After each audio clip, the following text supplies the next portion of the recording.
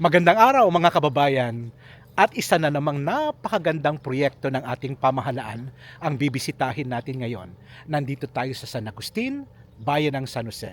At ito ang hatchery na kung saan magsisimula na naman tayo sa isang masaganang pangisdaan. Ito ay isang building na talagang binibigay din naman natin ang credit kay Kong Nene nung siya ay congressman. At pinagpatuloy ng LGU sa leadership ni Mayor Ray Ladaga at ang barangay ang nakakaalam kung paano ito nasimulan at kung paano ito ay pagpapatuloy at ano ang tulong nito sa ating kababayan. Kasama natin ngayon si Kagawad Matias at siyempre si Kapitan Jerry Peradilla. Umaga sa inyo. At siyempre Kagawad Matias, hello muna. At tayo po ngayon ay nasang daigdig ba tayo ngayong Kap? San Agustin ito, San pero Agustin po ito. ano na namang development itong nakikita natin na ito? So Bukal, alam mo, siguro itinadhana ng Panginoon na dito mapunta sa San Agustin. Ang isang napakagandang proyekto ng Bipar Region, na multi-species hatchery. Ito makita niyo po ngayon at almost 95% na natapos. At pero alam mo, Bukal, bago na isa katuparan ito ay sabi nga dumaan tayo sa butas ng karayom. Originally, ang original na plano kasi nito ay sa isla ng Iling sa may Ansiray. Sa may Ansiray. Lilibot tayo, Kap, at tayo magkukwentuhan habang nililibot natin ang lugar mo. So, And then, nung tingnan ng technical team ng region ang Ansiray ay parang hindi akma itong proyektong ito na doon dalhin dahil unang-una nga pag yung sa pag-construct ng mga building dahil liliban sila ng dagat. Tapos ang isang pinoproblema yata nila yung monitoring. alright. Pagka nag-ooperate na. So nung time na yon, nung ma-reject ng technical team ng region, ay tumawag sa akin si Sir Edgar Payas at si Sir Romel kung kayang i-provide ni San Agustin ang 1 hectares na lupa. Ayan. So dahil naging positibo yung ating pananaw, dahil dalawa yung tinitingnan natin. Ang magkaroon ng isang napakagandang proyekto na tulad nito at para sa amin ay hindi lamang para sa panibagong development ng San Agustin, kundi magdadala ito ng employment. Totoo yan. At higit sa lahat, nakita ko na pwedeng ito yung maging daan para yung napakahabang panahon na naging problema ng mamamayan ng San Agustin. Yung aming public cemetery na walang daanan, walang kalsada. So yun ay isa sa tinignan ko. Kaya nagporsige kami, kasama ko ang barangay council, na maghanap ng lote na pagtatayuan ng hatchery at ito na nga po, Bukal. Although ito ay kaya sinabi kong dumaan sa butas ng karayom, may mga nakaposition dito, Bukal. Kasi 1 hectare yun no? Tapos yung unang idinudunit sa atin ng mga kabarangay natin ay nakapangalan sa ibang tao, may title. Kaya ang huling option ko nung time na yon ay ilapit sa DENR kay Sir Efren de los Reyes at kay Engineer Nelo Salvador ng DENR. At pinagbigyan ako sa aking kahilingan na mag-conduct ng actual survey at nakita itong lugar na ito na dating dry creek. Dry creek siya at walang apply. So tinulungan ako ng DENR at sinertipayan na pwedeng dito itayo ang multi-species hatchery ito. Kaya ito yung isa katuparan. At siyempre tulad ng pauna mong nabanggit, ito ay, kung hindi ako nagkakamali, ay panahon ni Kong Nene. Sa bill niya. Proyektong ito. At i-download sa LGU natin. At nagkataon, at nung panahon na yon ay ang bagong mayor natin, ang ating butihing mayor ng bayan ng San Jose sa kasalukuyan, si Mayor Ray Kahayan Ladaga. At siya na po ang nagpatuloy kasama ang technical team ng region, ang engineering natin, ang MPDO at yung ibang mga ahensya ng ating pamahalaan na tumulong. Magkano din binili ang lupa? O nakuha nyo ng halos libre? Halos libre. Yun naman. At nakakatuwa, Bukal. yung naging problema ng mamamayan sa napakahabang panahon Oho. na kapag may namamatay ay binubuhat Oho. ang kanilang mahal sa buhay na namaalam para madalhin sa huling hantungan yung aming dakong libingan namin. Double-double. Double-double. Ah. Kasi ngayon may magandang kalsada na kami. At mukhang pati yung beach yata, At mukhang magiging attraction din ito, Attraction triple din. na. Kaya Ang sabi nila, Kap, maikakat ko kayo, eh, itong road na ito, leading sa bubog din. kung magagawan siya ng tulay dito, Makokonekta rin sa bubog. makokonek natin Okay. sa bubog. Napakaganda lalo. Lalong bibilis yung development Oho. ng San Agustin. Okay, Kap, libot tayo. Sige. So ano po itong nakikita natin na ito? Naipaliwanag ba sa inyo nila, Mau, kung paano ang pinaka-operation nito? Ang nakikita ko, maraming parang swimming pool, no? Kung bibilangin natin, halos ang isang block ay 1, 2. Kung merong 1, 2, 3, 4, 5, 6, 7, 8. Pero dito, doble, 9, 10. Di halos 20. 20 na block. parang pool, no? Plus dito pa ay 1, 2, 3, 4, 5, 6, 7, 8, 9, 10, 11, 12. Halos 12, halos mahigit 30 po na pool, ano ho? Apo. So, mukhang ambitious itong project, no? Yung- Ano ang mga Ang bibitawan base dito? Sa partial na info sa atin nung bago gawin Oo. itong proyektong ito ay dito ilalagay yung mga na-produce na semelya na.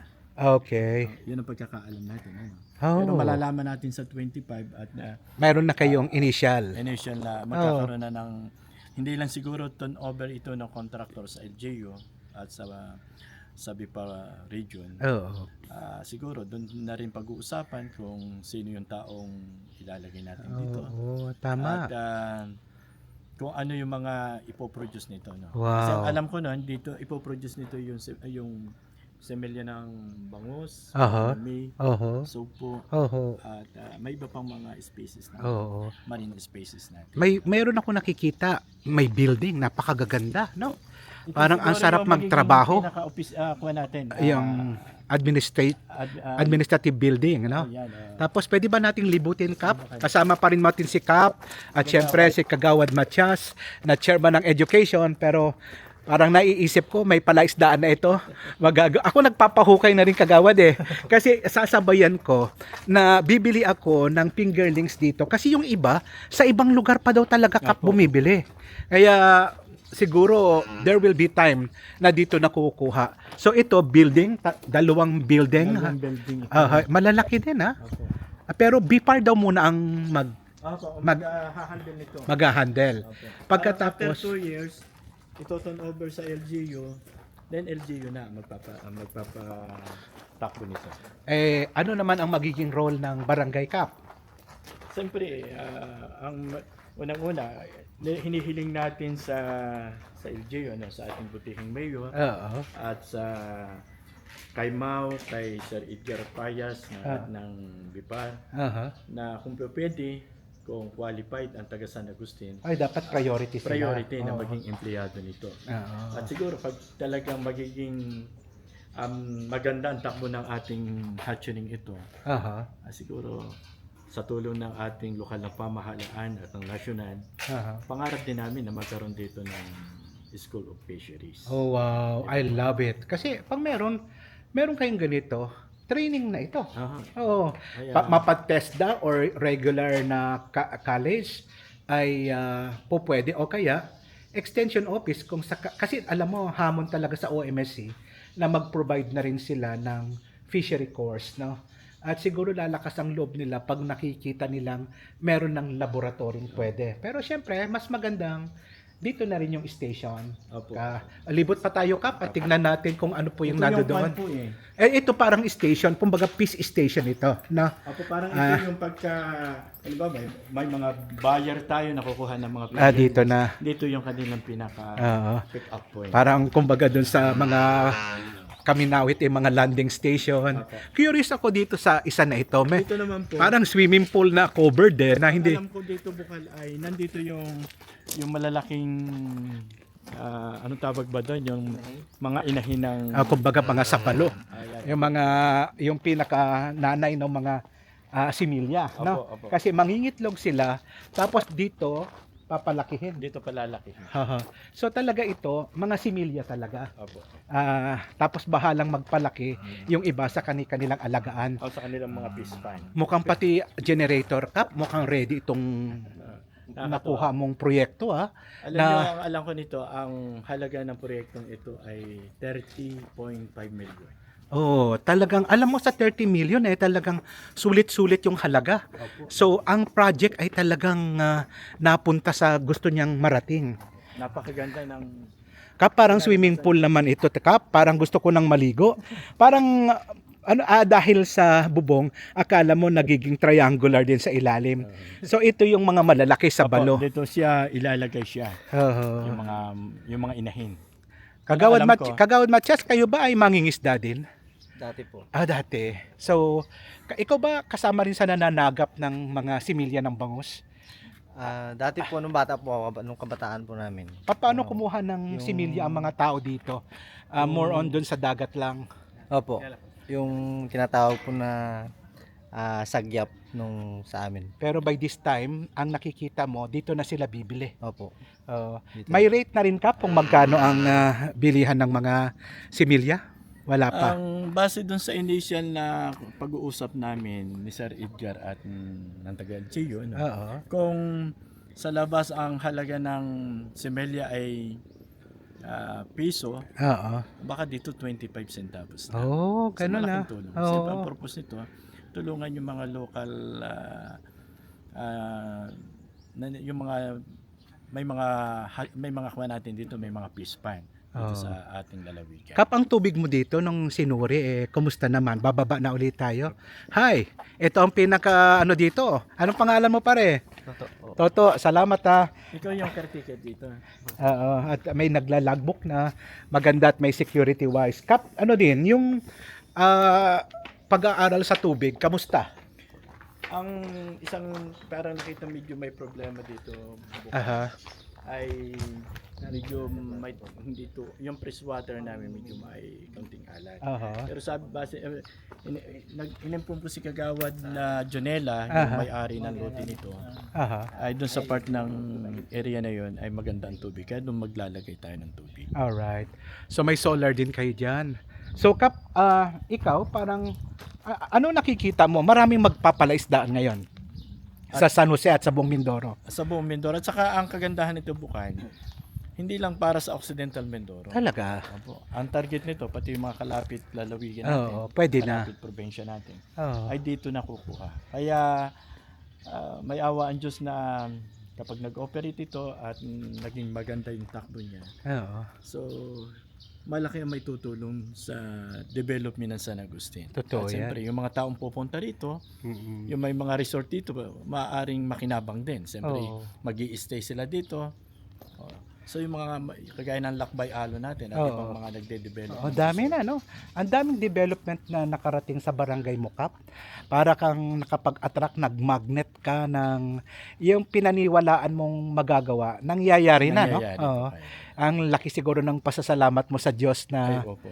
dinidinig yung, hindi naman para sa iyo, para sa kabarangay mo. Para ano? sa ating At para sa bayan, ano? Sa bayan. Oo. At sana nga, makonekta na rin ito sa bubog para at mangyayari yon. So Kap, ipinaliwanag na sa iyo kung paano ang takbo dito ng mga tubig, bakit meron siya mga hose na mga ganyan, mga ilang araw daw ang mga fingerlings magi-stay dito sa mga pool na ito. Napaliwanag na rin ba? Hindi pa po na ipapaliwanag sa amin, pero base dun sa sa project study natin, Aha. mayroong tubig naman gagaling sa Dagat? Sa dagat. Oo. Parang dito nila i-stock sa isang area na ito. Oo. At siguro magkakaroon siya ng mixing sa Oo. freshwater. Kaya pala dito sa ilalim, may mga ganyan, may connection yung mga yan, ano? May Opo. connectivity sila. Maaaring mga waterway to pag magdidinig sila ng Oo. tubig. Ang galing, ano? Wala kang masasabi na ang project ay may problema kasi talagang kung ano ang nakalagay sa plano, Nagawa po. yun ang nasunod. Sinong gumawa nito? Ang Local engineering supervised na rin, ano? yung ating LGU po nag-supervise. Ang contractor po nito Ikot ay tayo, si Kap. alam ko si Engineer Bong Enriquez. Si Magandang Bo. gumawa po. Magaling, ha? at saka tatagal, no? Pero yung surge natin o yung dagat natin hindi na kaya tayong perwisyuhin kapag lumalakas yung alon, ano? Hindi naman po. Hindi naman. Hindi Kaya, siya so malayo na siya. So ang property na ito, BPAR na rin. Parang meron kang creek diyan kap, ano? Opo, May creek pero kayo. ang tubig po niyan ay yung mga galing lang naman sa Talupan. Oo. Kanino ng cottage yung kabila? Ang alam ko nito, Bukal, ay kay Mr. Espartero. Okay, no? Itong kabila naman po ay kay Mr. Padre, Erwin Padre. Oo. Yung bayaw po nung nag-develop ng Lakbay Alon. Oo, nakuha na rin nila, ano? So, ang mga kababayan mo dito ba mismo sa San Agustin, pwede kang magpahukay pa ng mga palaisdaan? May mga tulog na palaisdaan ba dito? Or na Sa- pwedeng buhayin? Yung kina Mr. Kulanggoy, saan yan? Ito po, hindi na natin. So, Siguro, pwede nang buhayin Pwede ulit. nang buhayin ulit Kasi po. merong mabibilhan. Malapit na yung magiging pagkukunan ng semilya. Pati ang sentral, dito na rin bibili. Ano ang mga nire-recommend mo na similya na magandang, yung alam mo, yung may value, yung hindi lang ordinaryo. Pero siyempre, technology pa rin yung bibili. Ano ang nakikita mong medyo talagang aangat yung mga kababayan natin sa kabuhayan na pwede nating pagsimulan? Siyempre dito po sa atin, Bukal, common na yung ginagamit na yung mga nagpipispan sa atin ay tilapia Tilapia. at saka bangos. Siguro, Siguro dahil yun ang akma dito sa area namin, lalo na yung tilapia, lalo doon sa mga freshwater natin. Ang importante doon ay hindi lang mayroong pagkukunan ng mababang presyo, kundi madali na, malapit na. Hindi na kailangan pumunta pa kung saan para lang kumuha ng semelya. So nandito na, inilapit na sa atin ng national government at ng ating LGU. Kaya siyempre, hindi lang ang pamunuan ng barangay council, kundi ang buong mamamayan ng San Agustin ay lubos pong nagpapasalamat sa mga naging daan para maisakatuparan ang napakagandang proyektong pong ito. At siyempre, ang pamunuan po ng barangay Bukal ay laging nakasuporta, lalo na po sa napakagandang proyektong ito.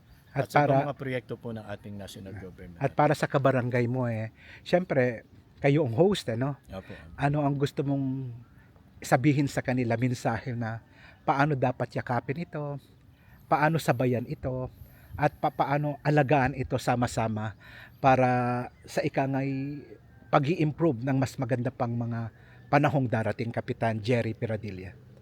Bukal, alam mo, noon ay siyempre alam naman natin ang itsura ng San Agustin. Oo.